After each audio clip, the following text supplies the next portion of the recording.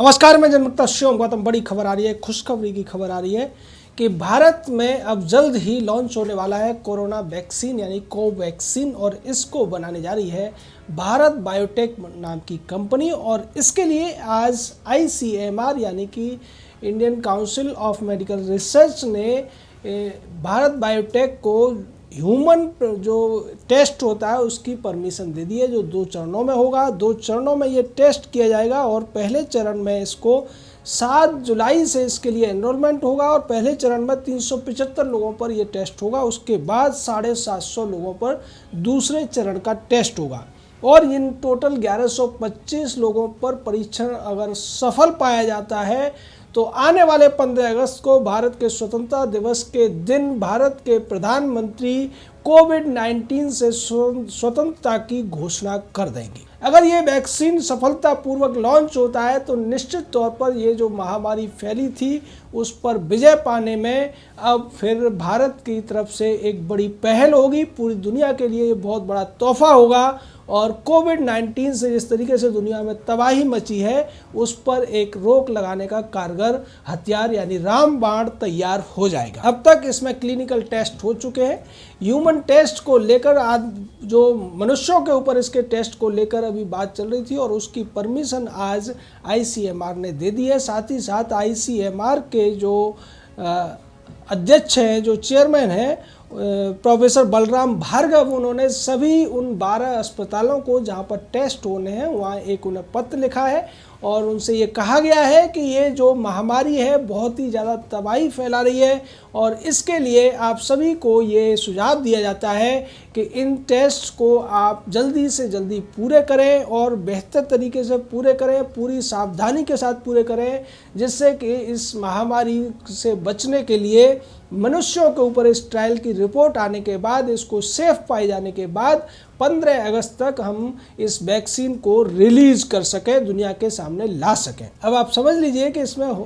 जो पूरी प्रक्रिया है लंबा समय लगता है। इसमें सबसे पहले 7 जुलाई से देश के 12 अस्पतालों के अंदर इसके ट्रायल होंगे जहां 50-50 मरीजों की बात की जा रही है और इसको शुरुआत में चूँकि 375 ट्रायल हो रहे हैं तो वहाँ शुरुआत में कम लोगों को इसके लिए चुना जाएगा और उन लोगों का न तो पुराना कोरोना का कोई रिकॉर्ड होना चाहिए और ना ही वो कोरोना से संक्रमित व्यक्ति होने चाहिए। साथ ही साथ इन लोगों का टेस्ट हेपेटाइटिस बी का भी होगा, HIV ब्लड हेलोग्राम टेस्ट भी होगा, लीवर और किडनी भी इनकी स्वस्थ होनी चाहिए, जिसके बाद इन लोगों को पहले 0 ट्रायल किया जाएगा और उसके बाद 0.3 माइक्रोग्राम का वैक्सीन इनको दिया जाएगा। उसके बाद फिर से इन्हें वैक्सीन दिया जाएगा 14 दिन बाद और उसके बाद ये जांच की जाएगी कि इन लोगों के अंदर किस तरीके के बदलाव आए हैं, इनके अंदर कितना ज़्यादा एंटीबॉडी विकसित हुआ है। अगर एंटीबॉडी 4 गुना विकसित हुआ है तो इसका मतलब ये है कि ये लोग अब कोरोना वायरस से लड़ने के लिए सक्षम हो चुके हैं। और इस तरीके से ये पूरी प्रक्रिया 28 दिन में जो पूरी होनी है, फिर अगली प्रक्रिया चलेगी और उसके बाद ये तय हो जाएगा कि भारत ने कोरोना की रामबाण औषधि बना ली है और भारत इसका तोहफा पूरी दुनिया को देने जा रहा है। इसको लेकर तमाम ऐसे लोग भी हैं जो इस पर सवाल उठाने की कोशिश कर रहे हैं। कम्युनिस्ट पार्टी के सीताराम येचुरी जैसे लोग या कुछ और अखबार नवीस भी इस पर सवाल उठाने की कोशिश कर रहे हैं और इसके ये कहने की कोशिश कर रहे हैं कि 15 अगस्त को लक्ष्य बनाकर इस टेस्ट को या इस तरीके की तैयारी करना ठीक नहीं है, जबकि पूरी दुनिया ये मानकर चल रही है, अमेरिका जैसे देश ये मानकर चल रहे हैं कि कोरोना के खिलाफ जो वैक्सीन है, जो दवाई है, वो जितनी जल्दी से जल्दी बच जाए उतने ही लोगों की जान बचाई जा सकती है।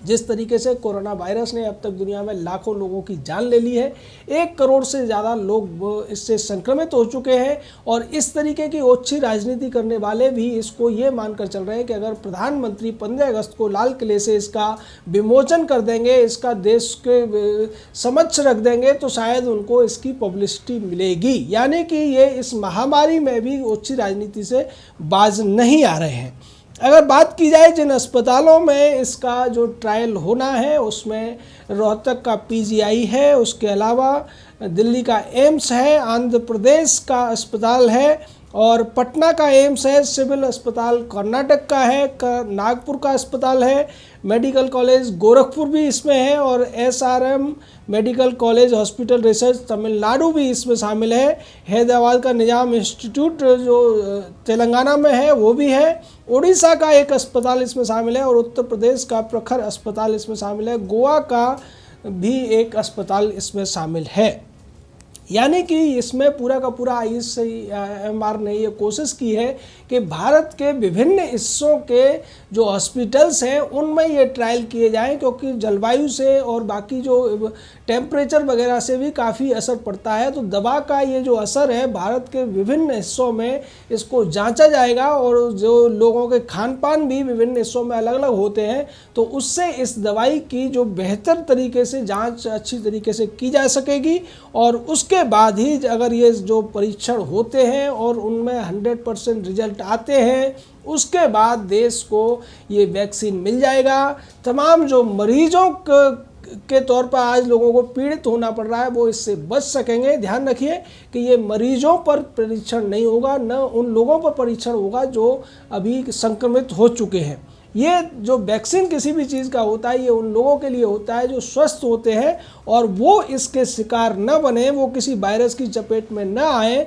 उसी के लिए ये वैक्सीन बनता है। और ये स्वस्थ लोगों में अगर ये वैक्सीन लगा दिया जाएगा, अगर ये सफल रहता है तो उसके बाद निश्चित तौर पर इस बीमारी से बचने में बहुत बड़ी सफलता मिलेगी। अब आप समझिए इसके मायने क्या हैं। पूरी दुनिया में कोरोना के खिलाफ वैक्सीन बनाने के लिए तमाम देशों ने अपनी पूरी ताकत झोंक रखी है। अमेरिका ने अरबों डॉलर खर्च करके तमाम जो मेडिकल की जो फार्मासिस्ट कंपनियां हैं उनके साथ कांटेक्ट किए हैं। भारत के अंदर भी कम से कम 7 कंपनियां ऐसी हैं जो इस पर काम कर रही हैं, लेकिन उन सब में सबसे पहले भारत बायोटेक को सफलता मिली है क्लिनिकल ट्रायल्स को पूरा करने में। और उसके बाद ये जो ह्यूमन ट्रायल्स हैं वो पूरा करने का भी उन्होंने एक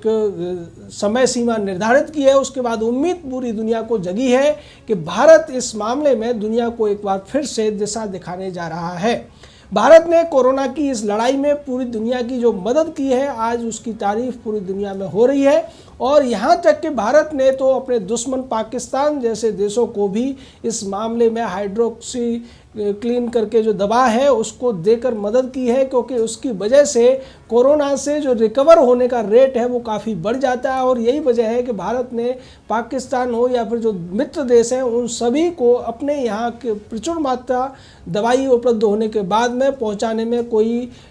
देरी नहीं की और समय से उस दवा को पहुंचाकर दुनिया के लाखों करोड़ों लोगों की ज़िंदगी को बचाने का काम किया है। तो भारत अपनी इस संस्कृति की वजह से, अपनी इस सोच की वजह से आज दुनिया में सम्मान की दृष्टि से देखा जा रहा है। वहीं दूसरी तरफ इस खबर के आने के बाद जिस तरीके से भारत के जो मित्र देश हैं या भारत जिनको अभी तक दवाइयाँ उपलब्ध करा रहा है, मेडिकल सहायता उपलब्ध करा रहा है मानवीय आधार पर, उनके अंदर एक खुशी की लहर देखने को मिल रही है। लेकिन वहीं दूसरी तरफ चीन जैसे देश या कम्युनिस्ट पार्टियाँ, चूँकि वो चीन से हमदर्दी रखती हैं और शायद कम्युनिस्ट पार्टियों ने जो इस पर सवाल उठाने की कोशिश की है उसकी वजह भी यही है कि अगर भारत ये वैक्सीन बनाता है तो वो चीन को इस वैक्सीन को आसानी से नहीं देगा और चीन इस वजह से तिलमिला रहा है। चीन को लगता है कि भारत इतनी जल्दी उसके बनाए हुए वैक्सीन की अगर काट खोज लेगा तो चीन जो ये मान के चल रहा था कि वो पूरी दुनिया में अगर जो वायरस अटैक कर देगा तो दुनिया के देशों से किसी भी हालत में जीत सकता है, लेकिन बायोलॉजिकल अटैक के, बायोलॉजिकल वार के बावजूद अगर चीन को ये पता चलेगा कि भारत के पास उसके बनाए हुए इस तरीके के जो अवैध हथियार हैं उनकी काट है और भारत इनके बहुत जल्दी उसका समाधान खोज सकता है, तो चीन के लिए एक बहुत बड़ा झटके देने वाली बात है। पूरी दुनिया आज अगर ये वायरस की जो घोषणा हुई है, वायरस का जो टेस्ट होना है ह्यूमन ट्रायल, इसको लेकर पहले भी दुनिया के कई देशों में ह्यूमन ट्रायल चल रहे हैं, लेकिन उनकी जो रेट है वो धीरे धीरे है। और भारत में जिस तरीके से जो ICMR के चेयरमैन ने कहा है कि हम इसको जल्दी से जल्दी हासिल करना है, क्योंकि जितनी जल्दी हम इस वायरस को लोगों तक पहुंचा पाएंगे, जितनी जल्दी उनको ये वैक्सीन दिया जा सकेगा, उतनी जल्दी कोरोना की महामारी को दुनिया से ख़त्म किया जा सकता है। तो कोरोना की महामारी को ख़त्म करने की एक बड़ी उम्मीद आज ICMR के इस लेटर के बाद जगती हुई नज़र आ रही है। और 15 अगस्त का जो समय है वो ज़्यादा दूर नहीं है। 45 दिन के भीतर अगर ये वायरस के खिलाफ वैक्सीन रिलीज हो जाता है, जारी कर दिया जाता है, इसका विमोचन कर दिया जाता है, तो निश्चित तौर पर मानवता के लिए भारत का ये बहुत बड़ा योगदान होगा। और फिर एक बार जब ये क्लिनिकल टेस्ट में पास हो जाएगा, उसके बाद इसको व्यापक स्तर पर बनाने की प्रक्रिया शुरू हो जाएगी।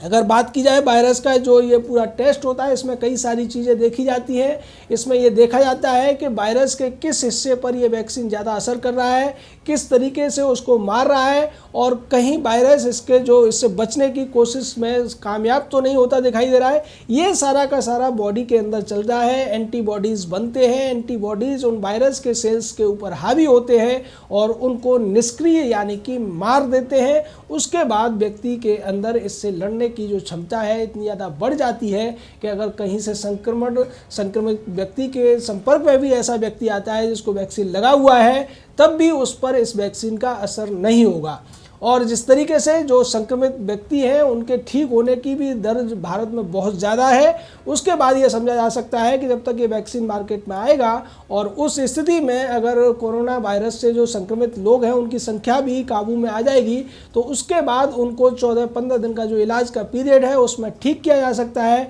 और उसके बाद नए लोगों को इसके संक्रमण से इस वैक्सीन के द्वारा आसानी से बचाया जा सकता है। तो सीधे तौर पर आज अगर बात की जाए तो 1 करोड़ से ज़्यादा लोग इससे संक्रमित हैं, लेकिन वहीं दूसरी तरफ अगर देखा जाए तो दुनिया की आबादी करीब 650 करोड़ के करीब है। तो उस स्थिति में ये वैक्सीन अगर बनता है और उसके बाद में जब बड़े स्तर पर इसका ट्रायल होने के बाद में ट्रायल का रिजल्ट पॉजिटिव आने के बाद में इसके बनाया जाएगा, तो करोड़ों अरबों लोगों को इसके द्वारा बचाया जा सकेगा। और ये बहुत बड़ी सौगात होगी दुनिया के लिए भारत की तरफ से। भारत के स्वतंत्रता दिवस पर इसकी हम उम्मीद करते हैं कि आने वाले 15 अगस्त को कोरोना नाम की इस घातक बीमारी से दुनिया को एक बहुत बड़ी जीत मिलने जा रही है। जय हिंद, जय भारत।